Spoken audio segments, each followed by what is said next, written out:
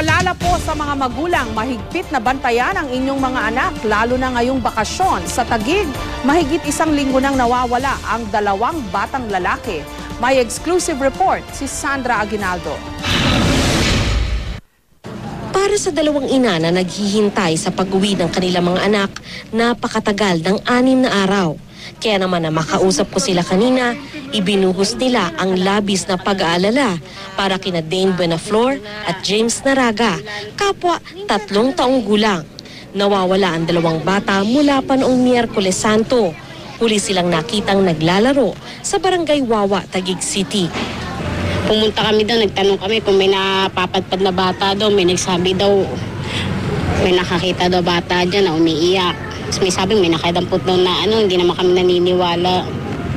Higit pang nagpapabigat sa damdamin ng 2 ina ang mga sabi-sabing may kumuha umano sa 2 musmos. Nagtitext sa amin na yung sindikato daw, nakakuha sa bata, pinanilimos daw, tapos may nagsasabi, baka daw yung nangunguha ng organ.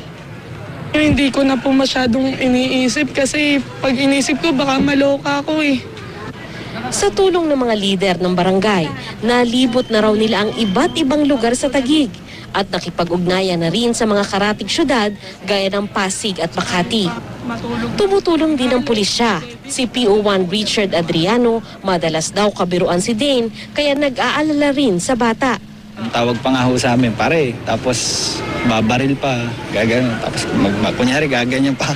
Bali, lahat po ng magagawa ng kapulisan po natin na gagawin po.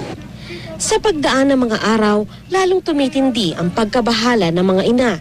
Pero hindi raw sila mapapagod sa paghahanap at hindi susuko sa paghihintay. Kung sino man po yung nakakuha sa anak ko, ibalik nyo na po kasi may bukol sa tiyan yan. Ngayon sana naka-schedule, ipa-ultrasound sa taas ng pusod. May bukol kasi yan sa tiyan eh. At saka malambing po yung anak ko. Namimiss na sigurado ako nung na-daddy pa yun eh. James, umuwi ka na, James. Namimiss ka na namin. Hindi na ako makatulog.